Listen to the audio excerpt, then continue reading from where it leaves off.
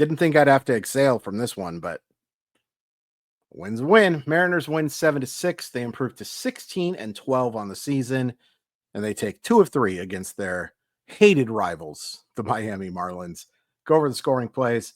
First inning, Augustin Ramirez. Stay out of Seattle for a while. You're not welcome here. 1-0 with his solo homer.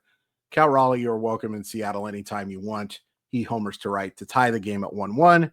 Second inning, Mariners get 3. J-Rod with a 2-run single to score JP Crawford and Miles Mastrobuoni. That makes it 4-1. Excuse me, that makes it 3-1. And then 4-1 after a Jorge Polanco double to score Leo Rivas. 4-1 at the end of 2. Mariners get another in the fourth on a Jorge Polanco single to left to score Leo Rivas, single to center. I'm sorry about that. That makes it 5-1. 5-2 in the fifth after an Otto Lopez grounder to third to score Connor Norby. But JP Crawford homers to right center to score Randy Arozarena. 7-2. You think it's over. And it kind of is, but it's not, because Augustin Ramirez just tanks a baseball to make it 7-3 off Colin Snyder. And in the eighth inning, Trent Thornton, Connor Norby hits a 3-run homer to make it 7-6. But that's it. That's all there is. Mariners get the win. There are some negatives from this game. There's some negatives before the game. Rowdy Tellez scratched after he gets hit by a pitch. Now, sounds like this is extremely precautionary. They put him in the lineup and then they say, let's give you a day off, bud. So, especially with the day off tomorrow, it makes sense. Ben Williamson scratched. Back spasms. Not good. Here's hoping that this is just precautionary, because they need Ben Williamson in the lineup. It's crazy how much they need Ben Williamson in the lineup. And it's not even an insult to the Mariners. It's a compliment to Ben Williamson and how good he's been. So here's hoping he can come back, if not Tuesday, Wednesday, sometime before. Let's hope this isn't an IL stint. Let's hope, because they need Ben Williamson. They need his defense, and he's been pretty dang good with the bat as well. Pitching, the bullpen wasn't great today. There were 2 guys who were very good, but there were 2 guys who weren't great. Colin Snyder gives up 3 hits, gives up the home run that was just shellacked by Augustin Ramirez. Boy, you see the potential there. More than the potential there. You see just the skill set could be pretty darn good. Not great. He gets out of a jam after giving up that solo homer, but they need him to be better. And Trent Thornton, I don't know, man. Reliever ERA is overrated, as we've talked about at least 400 times on the show. It doesn't look good.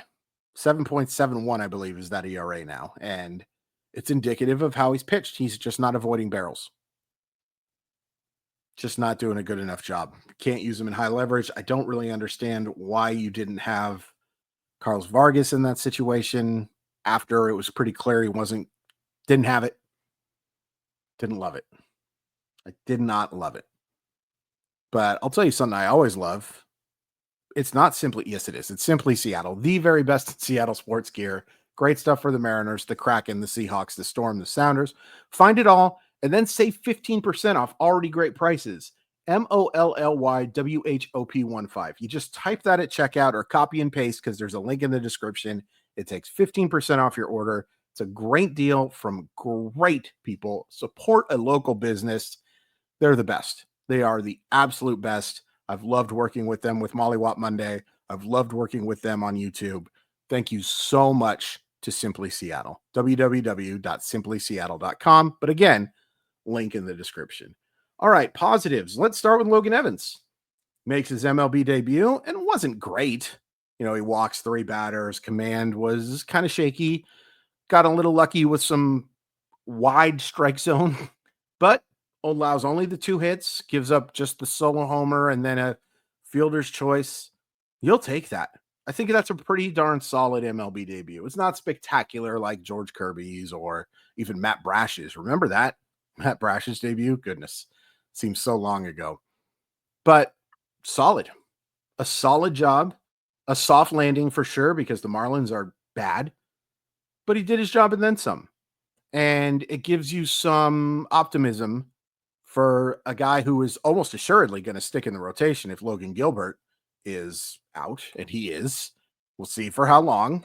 Never trust anyone or anything when it comes to injuries from general managers, owners, players, whatever. But if he pitches like this, great. You don't have to worry about making an acquisition. Let's see how he does against some of the other tougher teams, because there are tougher teams coming, but this was pretty darn good. Gabe Spire does the job, and Andres Munoz, he's awesome. He's awesome. When he throws strikes, there are very, very, very, very few better. Maybe like 4. Maybe. But that is not money. That is not many. There's a lot trying. Very few are as good as that dude. Positives offensively. Oh, we didn't go over a couple negatives defensive on offense. Luke Raley had a really tough game. Randy had a tough game. Big Dumper had a tough game after the homer, but you hit a homer, you have a good day. Bottom of the lineup was no, the bottom of the lineup did their job. Even Donovan Solano gets a double. It's crazy how low expectations are for Donovan Solano right now, but hey, he gets the double. Now the positives.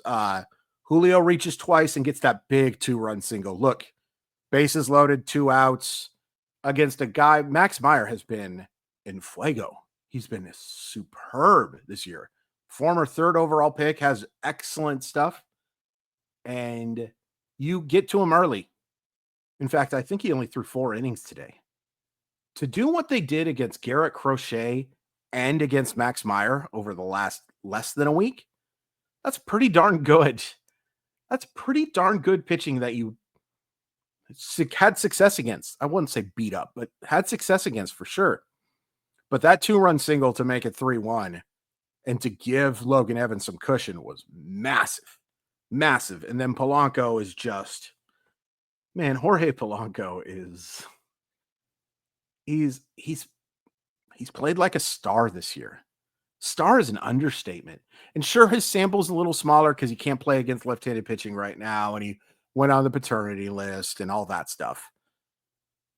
But goodness gracious, there have not been many hitters more effective than him. The biggest thing for him is that he's making contact. When he makes contact, things go well. That's true for a lot of players. But the problem with Jorge Polanco last year was he was swinging and missing so gosh dang much. He isn't doing that now. And he's driving the baseball. He's hitting it up the middle. Seen some opposite field pokes. He's been awesome. Awesome is such an understatement. We haven't talked nearly enough about how he's been an offensive carrier. Pretty cool. Pretty cool to see after he was just, especially to begin last year, was just absolute garbage. He's the opposite of garbage right now. I'll tell you that much. Leo Rivas with a couple more walks. The guy's an on-base machine. Miles Mastrobuoni draws a walk. JP Crawford. This is fun to see. I think some people feel like I'm rooting against JP Crawford. No, I just have issues with his defense. And, I have some issues with offense as well. But to say he's starting to drive the baseball again, another 3-reach game today. And I love that they moved him up in the order too, with no Tellez. You don't want Donovan Solano hitting 6th against a right-hander. You don't want Donovan Solano hitting 6th against anyone right now, to be honest with you. But you're not going to have Miles Mastrobuoni there. You're not going to have Leo Rivas there. JP Crawford was your best option. Moving him to the 6th spot absolutely made sense. Now, a healthy lineup, I still like him hitting 9th because of that second leadoff thing. The ability to get on ahead of J-Rod, ahead of Jorge, ahead of Cal. I like that a lot. But with how good he's been, maybe it's a waste to have him at 9th because he's getting at least one less at bat than he should. It's just something to keep in mind. I'm not moving him back to the leadoff spot. But maybe he needs to be hitting in the middle of the order right now, especially if Tellez misses time. I'm just so proud of JP Crawford. I'm proud of my son. Was, again, no real relation. Pretty obvious, but I'm proud of him. He is With 2023, he carried the Mariners for so long, and in 2024, he did not. It's so great to see some success from him. And it's so great to see success from this team regardless. After the 3-7 start, this team is now 13-5. 13-5 puts you on pace to win 117 games. Now, that's not sustainable, but it tells you how well this team has played. 6 straight series wins. Massive. Massive. And I'll be honest with you, this would have been a bad series loss, especially after how good the the road trip was. To this very short homestand to lose 2 of 3.